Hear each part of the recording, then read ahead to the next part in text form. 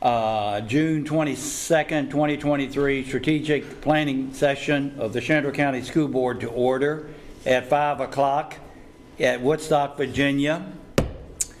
It's unfortunate that Ms. Roots is not able to be with us because of illness. I hope she feels better very soon. Colleagues, do I hear a motion to approve the agenda? I move to approve the agenda as presented. Thank you, Mr. Gutschall. Do I hear a second? Second. Second by Mr. Keller. All those in favor say aye. Aye. All those opposed? Motion passed with a 5-0 vote. First on our agenda is the strategic review and planning, and this is the first time I'm going to introduce her as Dr. Shepard. Congratulations for getting that degree last Friday, and we wish you well in your endeavor, and we'll listen to you.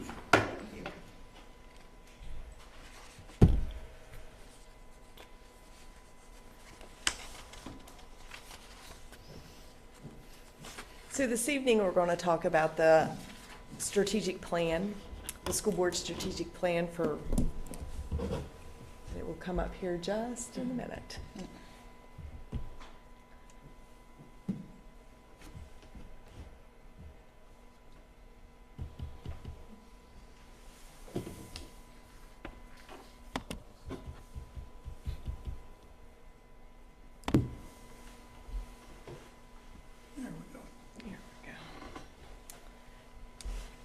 So our strategic plan has 5 goals. We have the academic achievement and growth goal, the positive school climate and culture goal, family engagement and community connections, recruit, support, and retain enthusiastic professionals, and high quality and adequate facilities and learning environments. This school board tweaked these in the fall, and these are our goals for this year.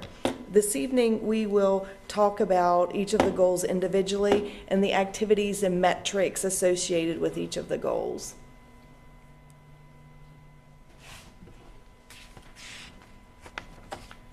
So the academic achievement and growth goal is Shenandoah County Public Schools ensures that all students are able to achieve high levels of academic success in order to be college, career, and citizenship ready.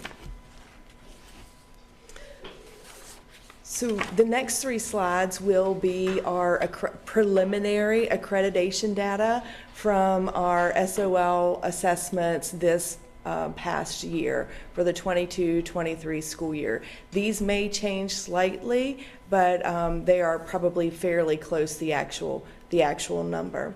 So anything that is for English that is above 75%, we will have met accreditation standards. For math, anything above 70%. History and social sciences is not part of accreditation, but science is, and it's at 70%, and then chronic absenteeism. So downward trend on chronic absenteeism is great, but we need to be less than 15%. So if you look at the slide, let's start with Central High School, you'll notice that our English is at 81%. So we'll meet accreditation in English, but we had a slight downturn in our academic achievement for English. But you'll see a significant increase in our math scores at Central High School. And I cannot read that number, but I think it either says 96 or 98% pass rate there. So history and social sciences, we still have work to do throughout the division, but you'll notice a slight increase in Central High School's accreditation, and then a slight decrease in science, which we have work to do division-wide with our science as well. And then chronic absenteeism, we went from 35% to 29%.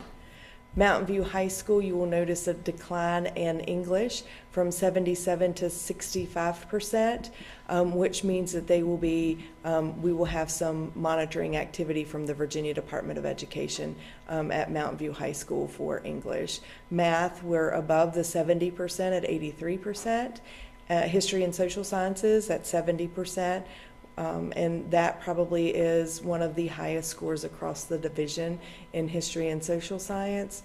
And then science, you'll see 62%, which needed to have been 70%. And then chronic absenteeism decreased pretty significantly.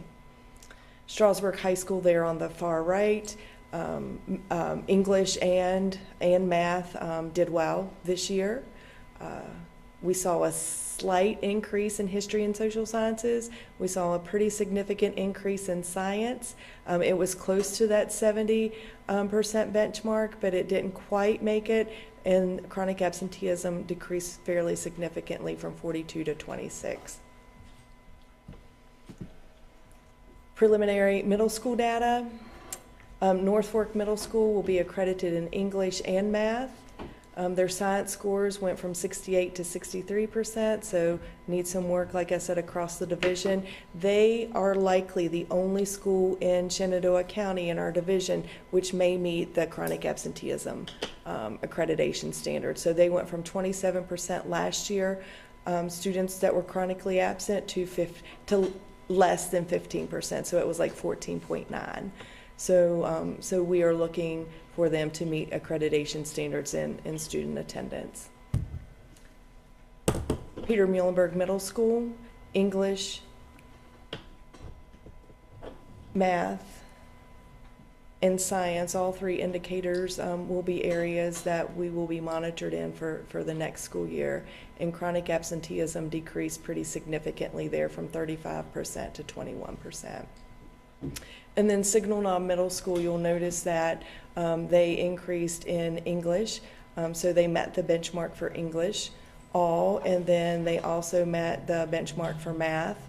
They increased pretty significantly in history and social sciences, so they are right on par with Mountain View High School when it comes to history and social sciences, and they increased fairly significantly in science, and their chronic absenteeism decreased significantly as well.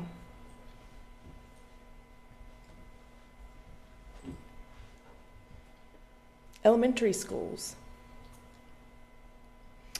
Honey Run Elementary School, English and math. Again, history is not an accreditation standard, but they will have met the benchmarks for history or English and math. Their chronic absenteeism decreased 17 percentage points. Sandy Hook Elementary School met all of their accreditation benchmarks, and their decrease, except for chronic absenteeism, and that decreased significantly from 33% to 17%. And then W.W. Robinson Elementary School will have met all of their accreditation standards except for science.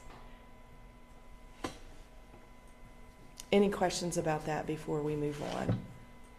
And again, these are preliminary accreditation. What do you think is information. causing the struggle in science?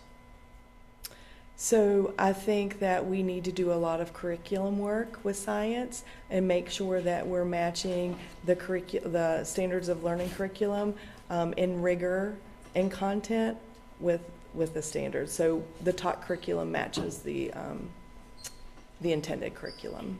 Do you think also in science that, you know, there are some years that it's not tested, and because of that, it's not as emphasized as, say, math and language arts? So during the pandemic, I would say that science and history both received the short end of the stick, and weren't taught and didn't receive as much attention as English and math. We have corrected that, at least this year, last year too, last year as well. So so I know it's getting emphasized, but I think we need to make sure that we're teaching. You know, I know that you know, for example, in this just top of my head, is there a test 7th grade level for science or 8th grade level? One, 8th. There is at 8th. Not at 6th or 7th. Not at 6 or 7. Mm-hmm. So yeah. But I think you're still in the 8th grade. You're still being tested on 6th and 7th grade standards. Okay. That's correct. So I would think that, and I'm not even looking at what middle school science is, but I would think that would have a profound impact on scores. When you're not being held accountable at that level, same level, in the 6th and 7th grade. I'd say it has, Yeah, okay. Well, it's 3 grade levels of SOLs. Right. And I think I asked this, but refresh my memory at my age. When did they change? We used to have science in 6th grade, 7th grade, and 8th grade. do you guys remember? Been more than Been 10 long. years Been more ago. than 10 years. 10 or 12, 15 Yeah. years. Back in the dinosaur era. Not Okay. like Got it. Have you been able to see a trend with teacher data, specific teacher data, those that are doing extremely well in a subject? And of course, I know that a lot of it hinges on the students that they have, but I know the last year we had a teacher at Strasburg High School that got a perfect 100% of her kids passed the SOL test. Do you see anything like that? We do, we Okay. do, and I know Mr. Hensley and Ms. Proctor have been working with our history and our science departments in order to look at the curriculum framework and create some guides for our history and our science. Best practices, Yeah. yeah. Mhm. You know, some of them are doing something extremely right. Yes, and they came together, it was at the beginning of the summer, so it was probably right after school was out. So they are working hard, and will continue that effort, because sometimes especially at our middle schools, there may only be one science teacher who's teaching Science 6. So who do they have to collaborate with? So we're trying to do some division-wide collaboration with that. Okay, good. Graduation data. So from last year, so the dark blue is last year's graduation data, and the lighter blue is this year's. So across the division, we had a slight increase in standard diploma, a slight decrease in advanced diploma, a slight decrease in applied studies diploma, and then our modified standard diploma and their formerly our GED diploma, we had no students.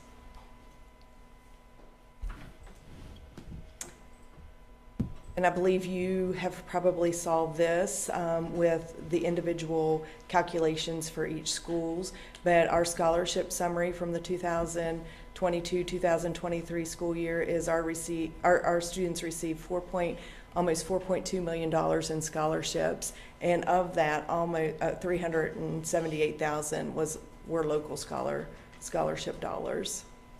And over on the left-hand side, you'll see the number of students who have indicated they're going to a 4-year institution, the number that have indicated a 2-year, the military, technical training, and then employment.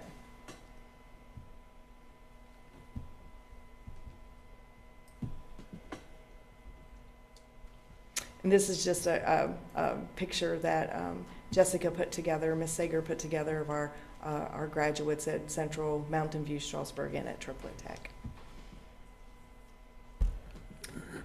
So also in academic achievement and growth, our career technical education, we had 4,774 students enrolled in 104 different CTE courses. And of those students, many of them participated in co-op programs, internships, shadowing opportunities, clinical placements, externships, supervised experiences.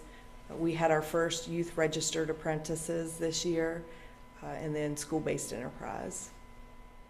And as you know, we have started the CTE courses. We are going to offer HVAC next school year and OTPT. And I would be remiss if I did not mention that Mr. Lynn and Ms. Pangle did a great job getting grants to fund both of the startup for both of these programs. And they also had HVAC companies drop off equipment so that we can use at those in that program. So for the HVAC program, we were awarded $125,000 from the Virginia Department of Education for this program. And then for the OT, Occupational Therapy, Physical Therapy Aid Program, we received $114,000 from the Claude Moore Foundation, which is a part of Laurel Ridge Community College. So that's really great news, because that's, our community sees the value in those programs that we're getting ready to offer. And then you can see below that is the number of students who attended Laurel Ridge and received dual enrolled credit. And then also we had 14 students who earned an associate's degree, 33 who received a general education certificate, and 20 who earned a pre-allied health certificate.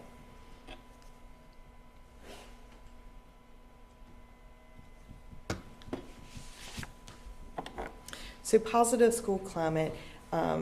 SCPS expects students, parents, and staff members to contribute to a culture of respect and positive relationships. This year, in April, we sent out a school climate survey, and we received 89 responses. So unfortunately, that information is not valid. We received 3 responses for Honey Run and Sandy Hook, 4 for W.W. Robinson. So if you look at that information, there's no way to, it's not valid or reliable information when you have so few people respond to a survey. I wish more would have responded. Last year we had close to 1,000 people respond to our survey. Why do you think the drop-off? Are we sending too much information to parents to consider? So maybe, and I know the survey was long. It was probably it was right around 85 questions, and it was probably too long for people to finish. They may have started it and just not finished it because it would have taken a significant amount of time. So as we revisit that, because we definitely want to send a school climate survey and get feedback from parents, maybe shortening the survey and making sure that they can complete it in a 10 to 15 minute time frame will help us out. But it was a similar survey that we sent previously where we had almost 1,000 responses. So part of school climate is student attendance.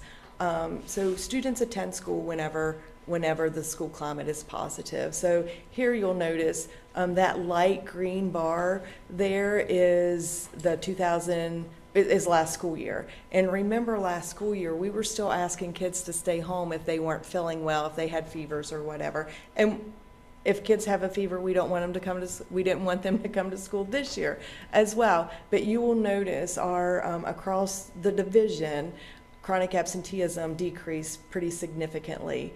And the red line is level 3.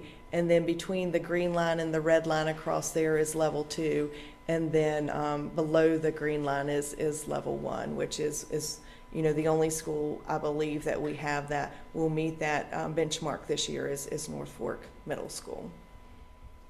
But we're making efforts in order to improve student attendance, which is creating a positive school climate and culture. And then another way to look at attendance is average daily attendance. So you'll notice that pre-pandemic, we had attendance rates in 95% and probably 93% at our high schools. And you'll notice last year it decreased pretty significantly to 91% for our elementaries, 92 to 89% at our middle schools, and then around 90%, 89-90% for our high schools. And then all of the schools increased their average daily attendance this particular school year.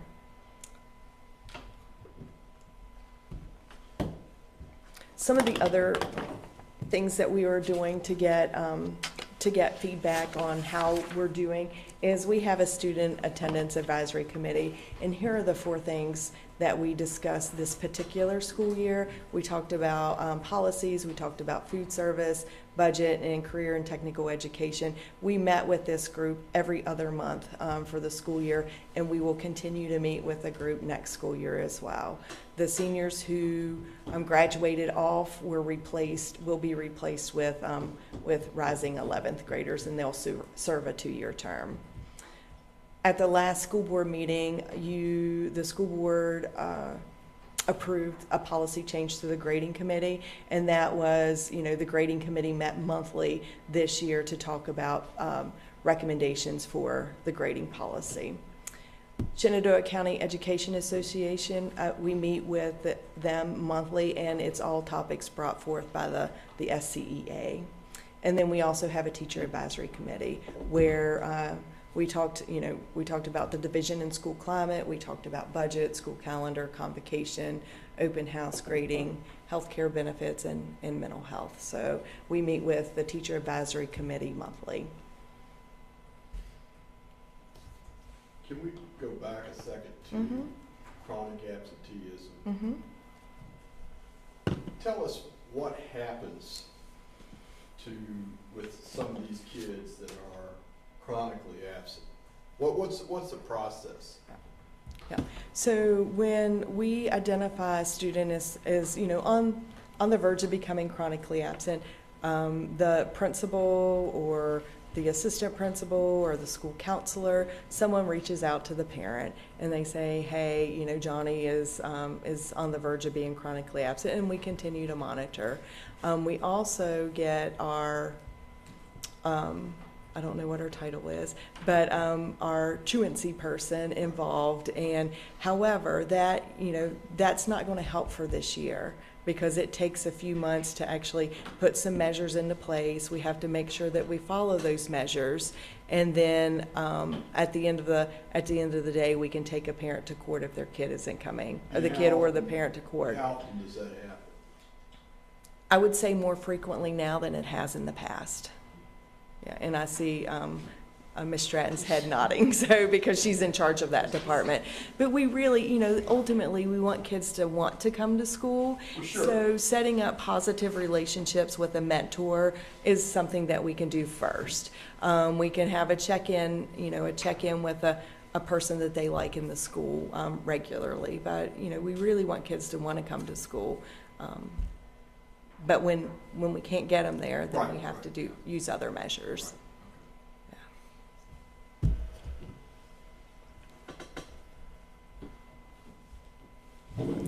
Family engagement. SCPS engages with parents and community partners to enable students to be emotionally ready to access their learning.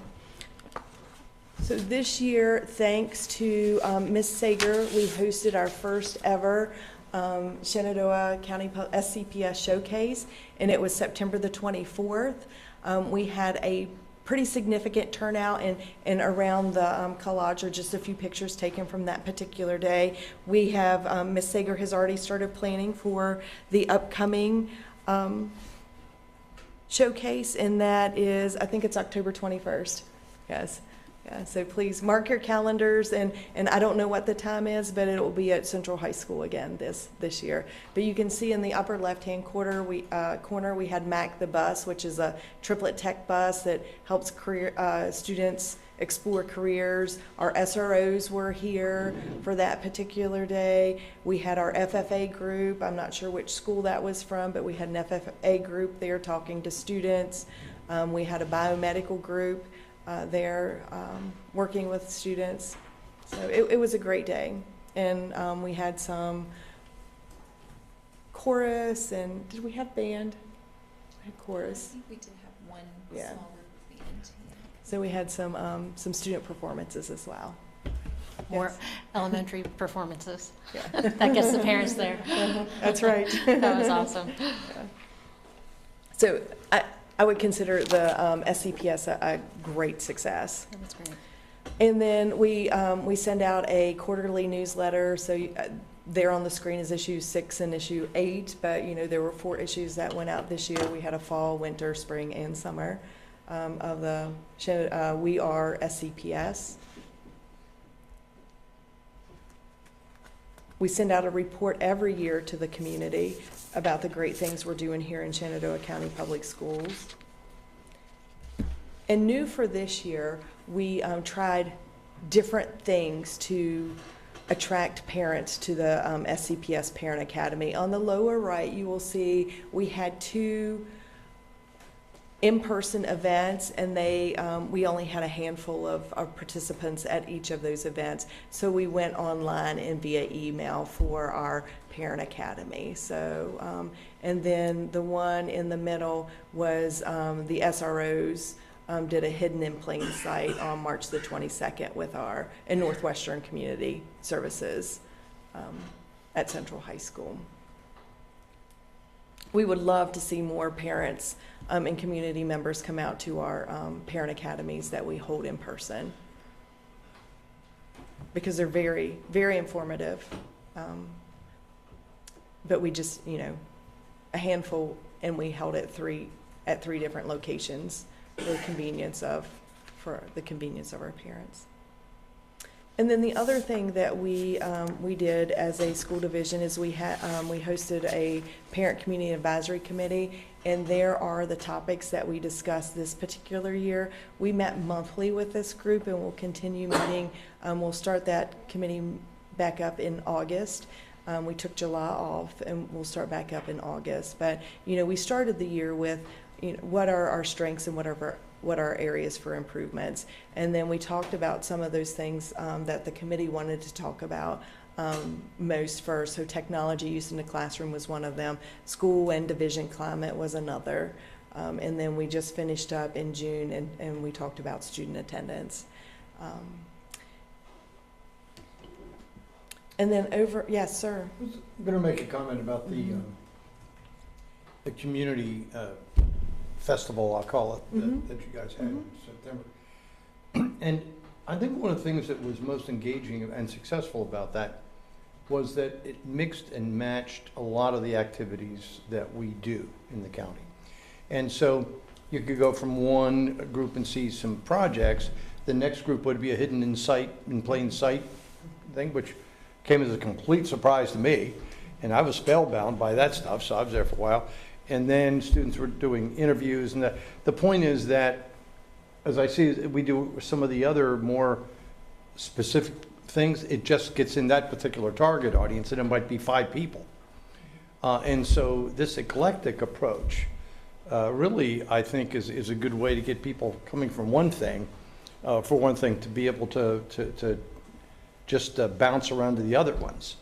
And even like performances. So if you've been outside and you bought some apples, and then somebody's performing, if you're like me and you don't go to performances very much, you bop in there and do that. So I think this having different hooks in there for different target audiences might be a way for us to increase engagement and be a payoff that the parents don't even understand that they're going to get, because it's such a variety of things that our kids do and that the staff actually engages in. So one of the things that we thought we may try with the Parent Academy is to actually match it up with a performance or something like that, where parents are going to come to see their kids perform. So can we take 10 or 15 minutes to talk about that's great. A topic that is important to us? So and then endowments and trusts, and I'm going to try not to leave anybody off, but we have a Lucas Lawrence Foundation, a Donald and Mary Starnes Educational Trust, Moore Educational Trust, our Claude Moore Foundation. We have the Shenandoah Education Foundation and the Shenandoah County Community Foundation, which all support Shenandoah County Public Schools with funds, and we are very grateful for that. And then we also have college and university connections, Bridgewater, George Mason, James Madison, Laurel Ridge, Shenandoah University, University of Virginia, Virginia Tech. They're all partners of ours in different areas. And then our community partners, I'd be remiss if we did not mention the Sheriff's Office and our school resource officers. They're a great community partner. Northwestern Community Services, our career and technical education partners who help us with internships, externships, job shadowing, and such. The Chamber of Commerce, Shenandoah County Parks and Rec. So we have some great relationships with many of our community partners. And I know I left off some, but you get the gist that we are very lucky to have such great community partners who help us do our business every single day. So then, the next thing we're going to talk about is recruit, support, and retain enthusiastic professionals. Shenandoah County Public Schools provides a positive, engaging environment so that staff feel valued, empowered, and supported. So staff turnover, you'll notice that over the last many years, we have fluctuated. But for many years, you'll see 15, 14%, 16%, and this year we're currently at 15%. And that June 15th date is the date that we look toward where if any of our staff are going to leave, they have to, we have to find a suitable replacement before they're able to leave to another school division. But this data is accurate as of June the 16th. You'll notice that 2019-20, it's a 6%. Typically, when there's a recession, and this is because of a pandemic, people stay put. So that's, that's the low decrease rate, the low turnover that year was due to the pandemic. So on the 2021-22 exit surveys, the primary reason for the teachers leaving SCPS was retirement, family or personal relocation, or family considerations. The positives from the exit surveys are that students are the division's #1 priority. We do prepare our kids for careers. There's a strong sense of camaraderie within the schools, and then we do offer relevant professional development opportunities. So what can we do? And we've tried to do some of that this year. Appreciation for all staff. We need to work on this particular one, school improvement plans, student behavior, working on improving student behavior, including staff and division in staff in schools in division-wide decision making. So we have the Teacher Advisory Committee, which they collect information from the teachers in their building, and we ask some hard questions, things that we may not want to hear the answers to, and they give us the feedback. So, and we appreciate it. Provide support through professional development. So you'll see that's a positive and also an area for improvement. And then continue to improve health insurance rates, which is one of the things that we did this year.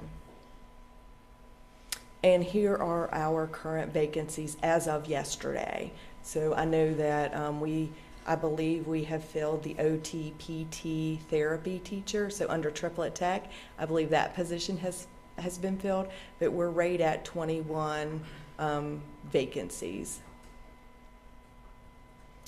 You'll notice school counselor on there a few times. You will notice math teacher on there a couple of times.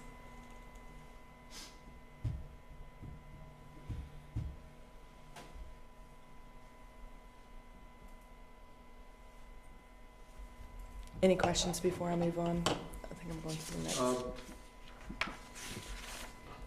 That's not bad. I mean, in terms of replacement. Yeah. I mean, I can remember that we were in positions at this point where we had a massive number of. Last year, I think we started the school year with 28 vacancies. Okay. I believe it was 28 or 29. It was close to 30. Of course, we're only, you were saying that after June 15th, we must have a suitable replacement before we release the candidate. It used to be July 1. Yeah, it's June 15th. Now, if a teacher wants to leave and they want to go to another state, different story. Yeah. Right. But just to go to a surrounding division. Well, I mean, you're obviously concerned about the principal at Sandy Hook. Very concerned. Yeah. Any inroads on that, or? So I have some ideas. Ms. Proctor has some ideas. Ms. Proctor, you say Ms. Proctor's doing it? No. No, I said she has some ideas She would be too. excellent. She would be excellent. She's a great, principal. Yeah. And then here's our healthcare premiums. And you'll notice the reduction on, a significant reduction on many of And this, I just pulled the one for the one that, pulled the healthcare reduction for the one that most people, it's the Aetna 1,000 with comprehensive dental. That's what most people subscribe to.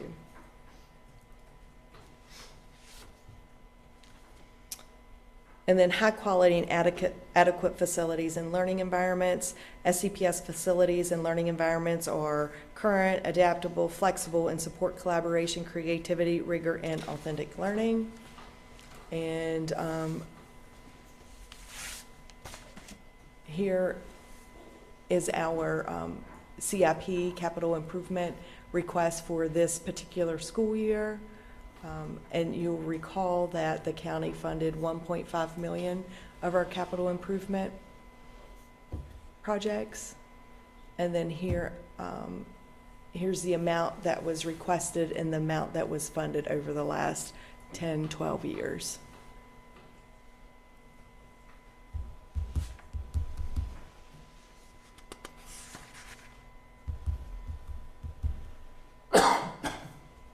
And Dr. Heingartner is going to talk about the 2022 to 2027 Comprehensive Long-Range Plan.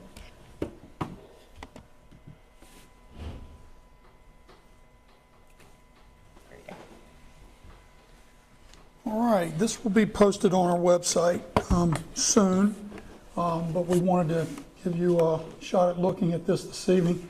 First, I want to thank Ms. Sager for the logo and design of that, with an idea of we're trying to reach new horizons and the sunshine around there, but the school supports as well as community sports supports and how they wrap around the school division, trying to indicate that, you know, it takes all of us, not just the school system, but the school community as well, working together. So what this will look like is basically, this is our way of trying to reach the goals that you have set forth. So in this document, you'll see a table of contents. You'll see board members' names. You'll see the central office administration names, the names of our school building administrators. And then we start getting into the mission, vision, beliefs, and our curriculum, where that's documented. With our curriculum, it's broken down from elementary, middle, and secondary levels and what our goals, and just a general summary of what we do there. One new addition, we have to have a literacy plan and how we're going to attack reading. And so this is the first rendition of that. This will be new versions of this will come out as we continue to grow and do more with the science of reading. But that's our initial setup of that. Another point that we have to include are reading specialist job descriptions, and the person who oversees those reading specialists and dyslexia specialists have to be indicated who that person is in the comprehensive strategic plan. So you see that information listed there as well. And then you get into your board goals, and just to try and give a flavor of what those goals are about, I've included a couple of the key measures of success under each one of those. We have more, and I'll show you those in a minute, but these kind of are summary bullets of what would be included as data points to measure our growth and our movement to improvement. And you can see with each one of the goals, they have key measures of success under them. Then we have one page of just basic school information, demographic information. And one important thing when managing a data set, which basically this is just a document that's full of data. One important component of it, and it's over a number of years, 6 years, we want to make sure that every year we're looking at the same data source. So if someone leaves and someone else takes over this, or someone takes a new job responsibility and they take over this, they don't say, well, let's use this data point now, where the last 2 years we've been using a different one.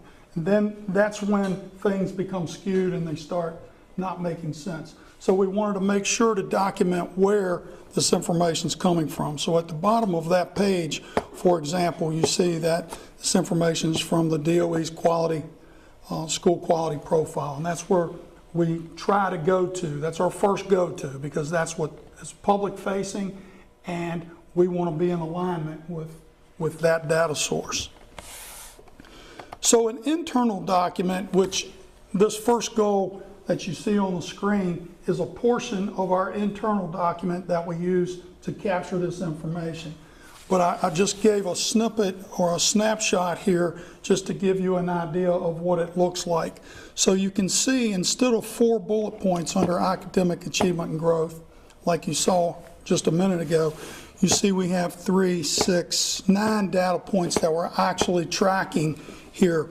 On-time graduation rates, SAT college readiness for math. We did the same thing for English, for reading and writing. Then the College and Career Civic Readiness Index. Those are just examples. Of course, the reading SOL scores, the writing SOL scores, the math SOL scores, science SOL, and social studies SOL scores. Those are all data points that we will track over time to see if we're on a path towards continuous improvement. And you'll see the next column is who's responsible for collecting that information. We try to update this at the end of September of each year, because that's usually when most of this data is in and is accurate, and it's been gone through and vetted and all that. We do get some of it a little bit earlier, but most of the time, September 30th is a good point in time to update this resource. So you can see under positive school climate, the types of things we're looking at: attendance rates for students, for teachers, for administrators, the climate survey that you just heard mentioned, some information from that. And so you can see the 21-22 school year, that's kind of our baseline. That's the information we used to jumpstart our new comprehensive strategic plan.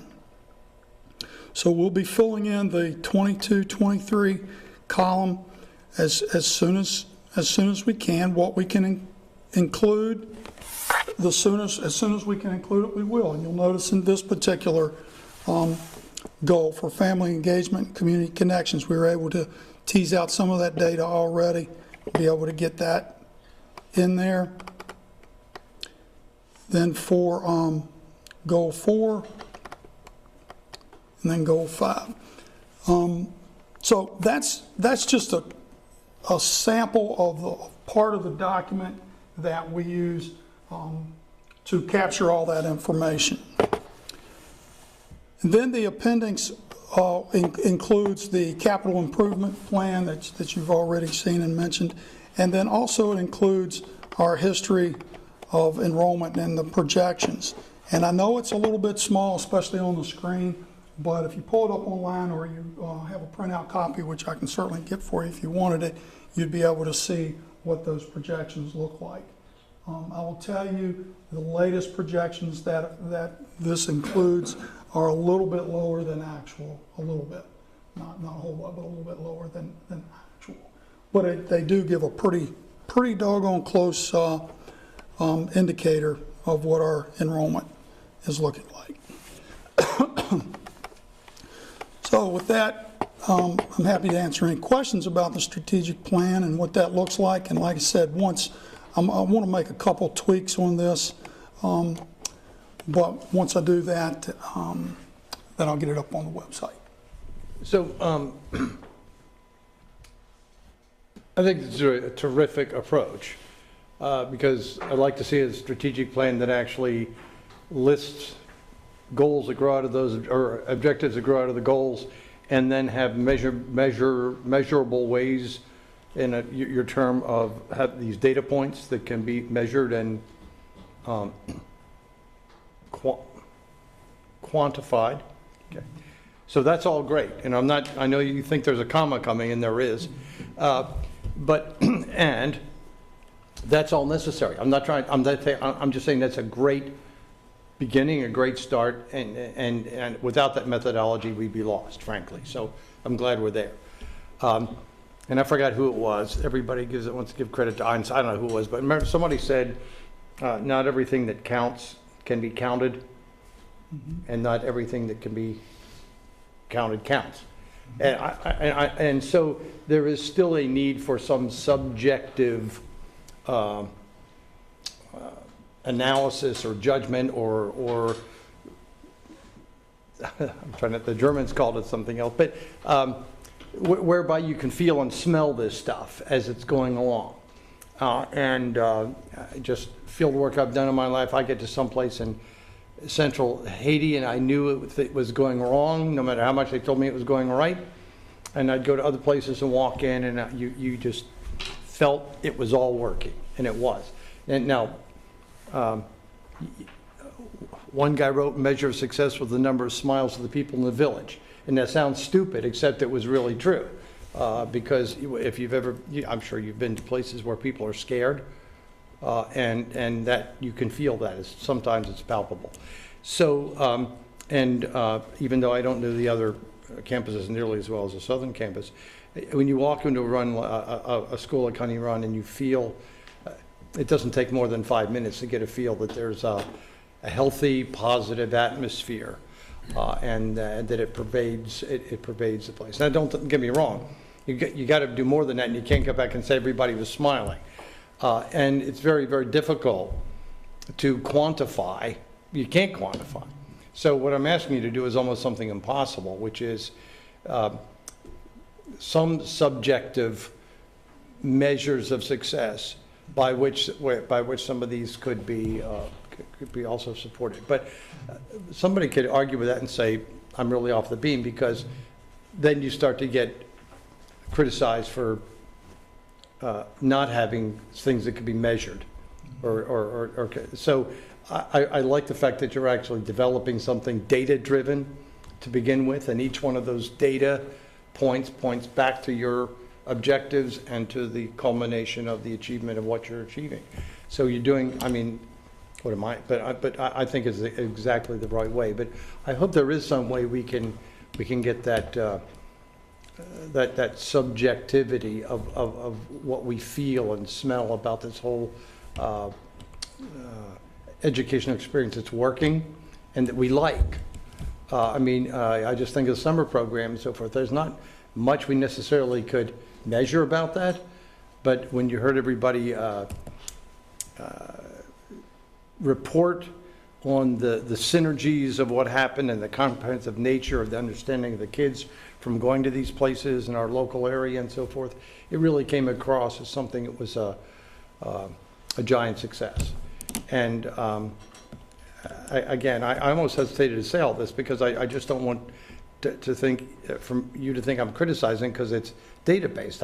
That's important, key, and without it we'd be lost. But I hope we don't forget somehow in this objective that makes kind of life worth living in many ways.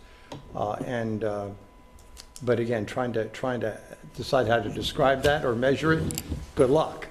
I'm not sure. I guess it's just if you do everything else right, when people come along, they'll know. But we have a public that's going to want to know a little bit more about how we got there. So I think continuing some of those advisory groups that we have, the student and the Yeah. parent and the teacher, is definitely worth, that'll give us some subjective information. Yeah.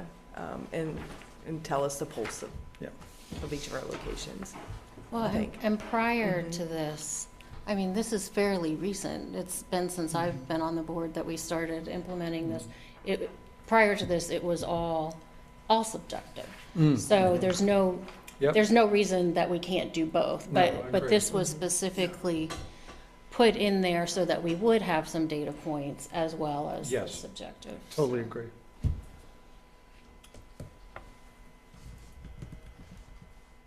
Other questions? Okay, thank to both of you. Proceeding, Dr. Heingardner, policy and regulation updates. Okay, well, to try and organize this a little bit for productive conversation for just a little bit, What you see the plan is to come back on, in July, I think July 13th, for approval of those policies. We can certainly talk about any that you may have already reviewed and want to discuss. But there's one particular one that I wanted to make sure that you had an opportunity to ask questions about and get some more information around, because it is very new to us and we want to know what direction to go come July. I laid two papers at your chair, and what we're talking about is the green and yellow one. But just so you know, the other paper that I'm not going to go over, but that I did give to you, called the policy page, however many bullets there are, I think 12 or so bullets on the front, and there's a few on the back. Those bullets specifically apply to this policy, okay? This came out in December of 22 to say, hey, here's what you're going to have to do when this policy comes about. Well, now this policy has come about. And the thing that I want you to leave here understanding is that each one of those bullets is something that has to happen in this policy, okay? And so you can read those on your own, and you will find them stated in this policy. So let's look at this for just a few minutes and give you a chance to ask any questions. It's not brain surgery here, but it is important to understand what we're talking about from the title is electronic participation in committee meetings. Now, the reason it's green is because those are the things I want you to really make sure that you've thought about a response to. Yellow that's the policy, and I just try to pull out because it's relatively lengthy, and I just tried to do the best I can at getting it down to the nuts and bolts. But the green is what you're going to need to think about. So we're not talking about school board meetings. We're talking about committee meetings, and there's a difference. So just so that you have that lens to look through, look at the bottom of the first page where the green is highlighted. Because to look at the policy without this lens, you lose a lot of what it really means. So the highlighted portion says, if a school board does not adopt a policy for committees, those committees must adopt their own policy to permit individual remote participation.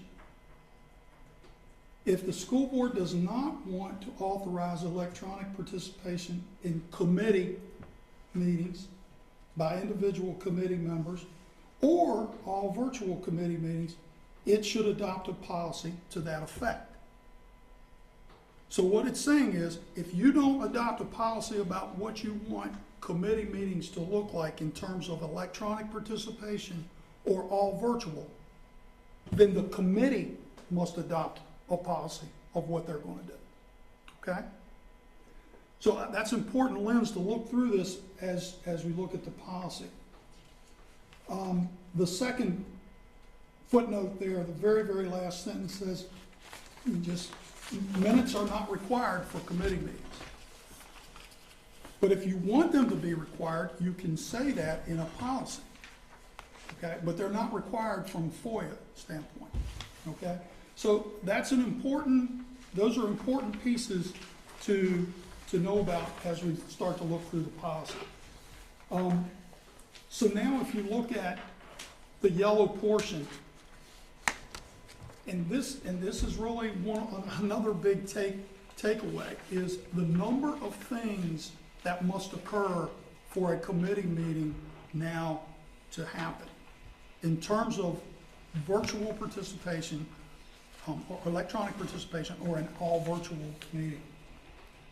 The meetings, if any, include members of the committee who participated in the meeting through electronic communication means, members who were physically assembled, members of the committee who were not present, and who monitored such meeting through electronic communication. All that has to be included in the minutes, if you have minutes.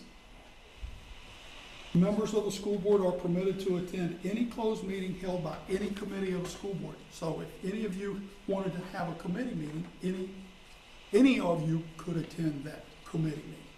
That's clearly outlined in the policy. So if you look at the page 2, the back of the first page, a committee, for the board's sake, is a committee that you determine. This is not like Ms. Shepherd just shared with you a number of groups of people she meets with and we meet with. That's not what we're talking about. We're talking about your committee meeting, and your committees. And so that's an important distinction to make in what we're talking about. You see on down further, members may use remote participation in advance if they notify the committee chair. And look at these 4 bullets. The member has a temporary or permanent disability or other medical condition. A medical condition of a member of the committee member's family requires care that prevents them from attending. The member's principal residence is more than 60 miles from the meeting location, or the person is unable to attend the meeting due to personal matter, and identifies with specificity the nature of the personal matter. And they may not participate more than 2 times or 25% of the meetings held. And it's 25% of the committee meetings, not all the board meetings. It's 25, no more than twice or 25% of the committee meetings. Now, thinking about your committee meetings, you often don't know how many you're going to have because it's on an as-needed basis. So that's another thing to consider. The committee chair reports these requests to the committee at the beginning of each meeting, and then members assembled must consider that request and vote on each committee member's request are recorded in the minutes, if you take minutes. All right, if you look at the page 3, if approved,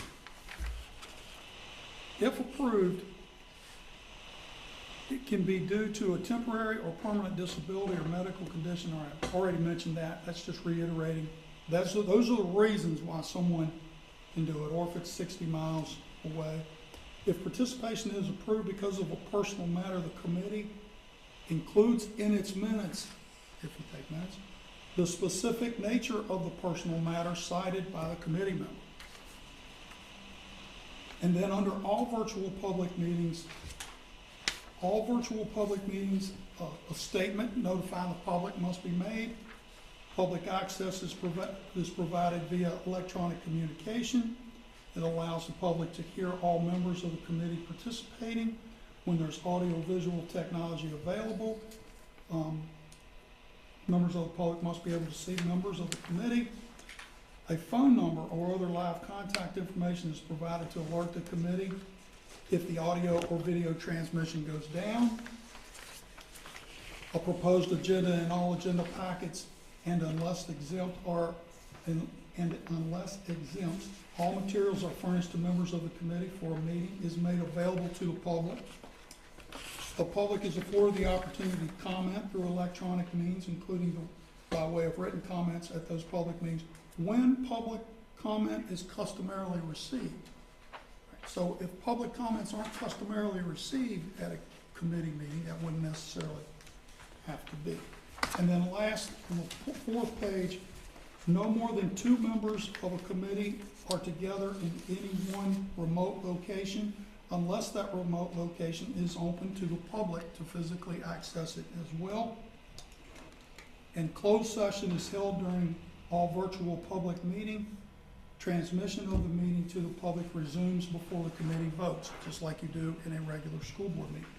So let me sum this up real quick. I think what you're talking about, if you permit electronic participation or an all virtual meeting, it's basically going to be like a mini school board meeting. We'd have to have all the same apparatus set up to provide the public an opportunity.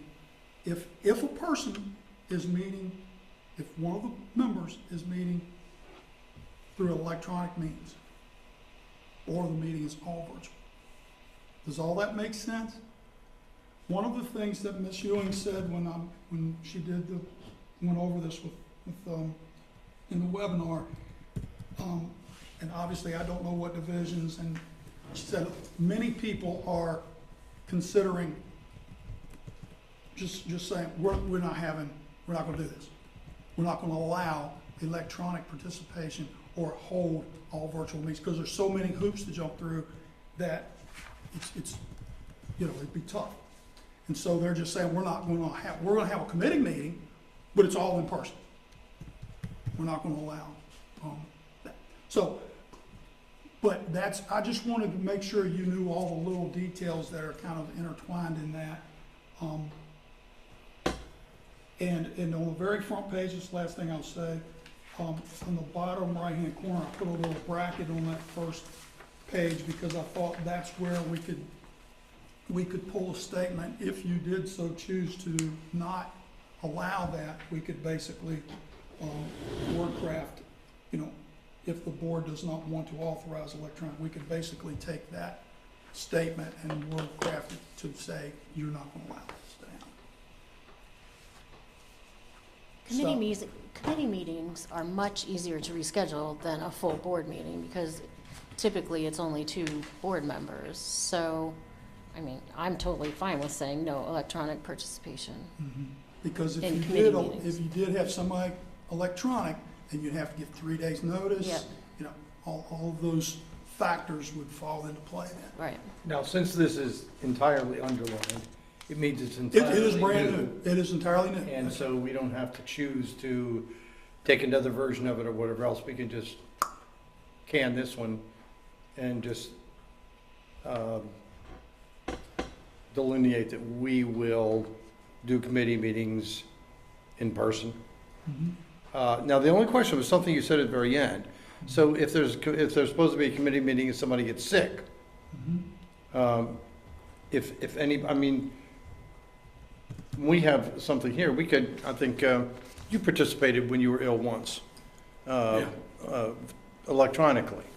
That was a regular meeting, right? That's right, and that's one thing she may emphasize. Board meetings are very different than committee meetings. But does that mean if we say no to the electronic version, closed session or electronic versions of committee meetings, and there is a regular committee meeting called, 3 days notice, and there's a meeting of the committee, and somebody does get sick, does that mean that person cannot call in? Ergo, you would just have to cancel the meeting? Or would it be possible for that person to electronically participate? I don't think so. And I could be wrong, but I don't think they could participate. Because that's what it sounded like you said at the very end there, is that we, and I guess that's not the end of the world. I mean, we don't have committee meetings that tend to be that critical. So if 2 people, I mean, most of us are 2 people on a committee. If we had a committee, regular committee meeting, and somebody got sick, we just have to announce, quick as we could, that it wasn't going to be held because somebody was sick. Right, and it's just rescheduled. Mhm. That's the way I understand it. Other questions? Obviously, there were more policies, and if you have any questions on those, we can talk about them now, or, you could call me or whatever. But most of those, the rest of them were pretty straightforward.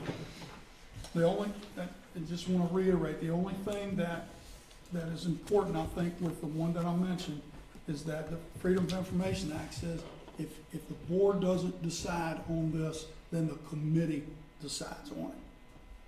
And so then you could get varied, obviously you could have varied approaches with this electronic participation. So just keep that in mind.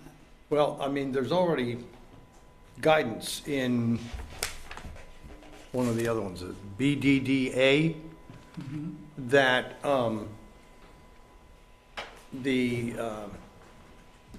when the committee holds, what if we can define regular meetings, that it has to be announced 3 days and so forth. So there is provision already for announcement of it, of time, place, and subject to be covered. So really, there may not be yet anything else to do, as long as we all agree that B, D, D, A, and it does, cover that requirement. Now, we haven't been religious about doing that, but let's face it, the committees that we've operated have been pretty darn informal. And so some of them are just, some of us going to other groups' meetings and so forth and reporting back, and others are pro forma. So, but it behooves each committee to decide and figure out, and probably even report back what a regular meeting is, and then make sure that it's scheduled and announced with 3 days lead time, which shouldn't be oppressive for anybody. I think since our committee meetings, though, aren't on a regular basis, then that does make them different than our regular meetings. So maybe we do need just a one-liner committee meeting policy, because this clearly says, and location of their regular meetings. Our committee meetings. That's a good point. I mean, we would literally, I mean, sometimes it's hard to figure out what we mean by a regular meeting. Right. So I think what we would have to do is, I think you're right, I think we would have to describe what a regular meeting of the committee constitutes. Mm-hmm. Because there are some activities that you do just researching information, talking, whatever, that wouldn't constitute a meeting. Another thing would. Mm-hmm. And so we probably have to come up with a description of what we think a regular committee meeting would be, what it consists of. So I think we can do that.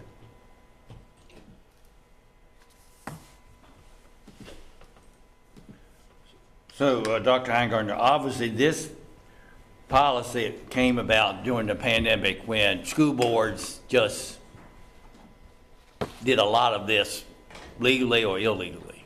That's right, and I think that first paragraph of this page gives you a little bit of that background, that's right. And I think this is an effort to try and, corral that a little bit, streamline that. And I don't know this at all to be the case, so somebody could correct me. But when the recent Virginia Supreme Court ruling came out that various localities, not just school boards, but various localities and governmental organizations overstepped their bounds, by having closed meetings, et cetera, and not allowing access, it opened the door for a lot of recriminations or lawsuits or whatever. And so this seems to be an attempt to me to tighten that up so that organizations can't, at least school board organizations, can't use that as a way of shutting down public input and discourse. So I'm guessing that there probably was a little bit of reaction to that as well. Any other questions? So if we choose not to do this, what you have on the bottom of that in the print bracket or whatever, Yeah, we could just use that as some starter language just for a brief statement says that you don't allow it. That was just an idea that I had. That's a great idea, but Do whatever you want. when we, but at the same time, can we still take a whack at the other one, do you suppose, Sure, at our July meeting? sure. You mean as far as The one determining, is deciding what a regular meeting of the Right, committee right, mhm. constitutes. Sure. Okay. any other questions? Proceeding to 3, closed meeting. Dr. Shepherd, do you have a motion to reconvene in closed session? I do. I recommend the Shenandoah County School Board convene a closed meeting under the Virginia Freedom of Information Act in order to discuss and consider several personnel matters involving the assignment, appointment, promotion, performance, demotion, salary, disciplining, or resignation of several employees of the Shenandoah County Public Schools under Virginia Code 2.2-3711A1. Thank you. Do I hear a motion from my colleagues? Of course. I move that the Shenandoah County School Board convene a closed meeting under the Virginia Freedom of Information Act in order to discuss and consider several personnel matters involving the assignment, appointment, promotion, performance, demotion, salary, disciplining, or resignation of several employees of the Shenandoah County Public Schools under Virginia Code 2.2-3711A1. Thank you, Mr. Barlow. Do I hear a second? Second. Second by Mr. Keller. All those in favor say aye. Aye. All those opposed? Motion carried by a 5-0 vote.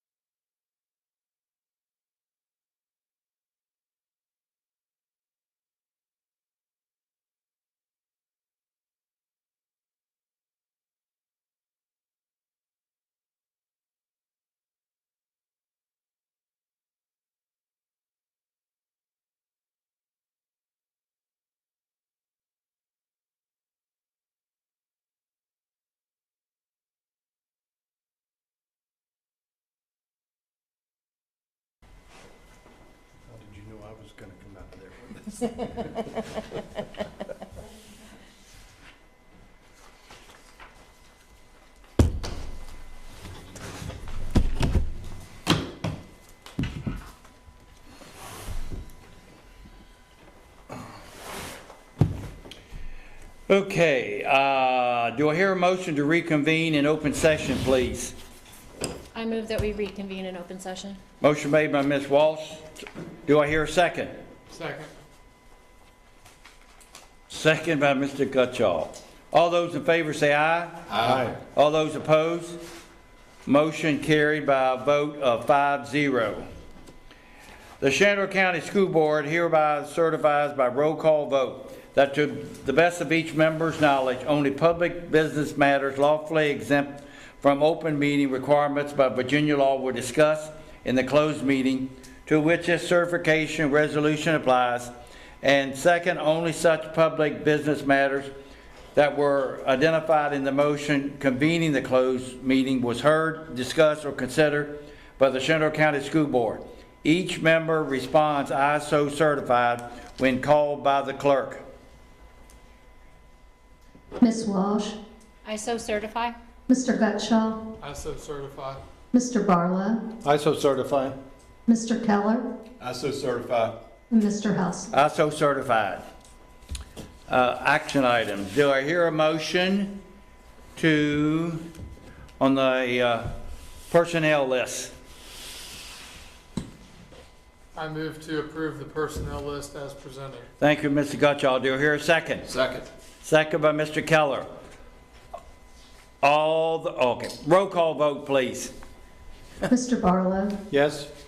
Ms. Walsh, Yes. Mr. Gutschall, Yes. Mr. Keller, Yes. and Mr. House. Yes, motion carried by a 5-0 vote. I adjourn the meeting at 7:10 p.m. on June 22nd, 2023. Have a good evening. You too. See you at breakfast on the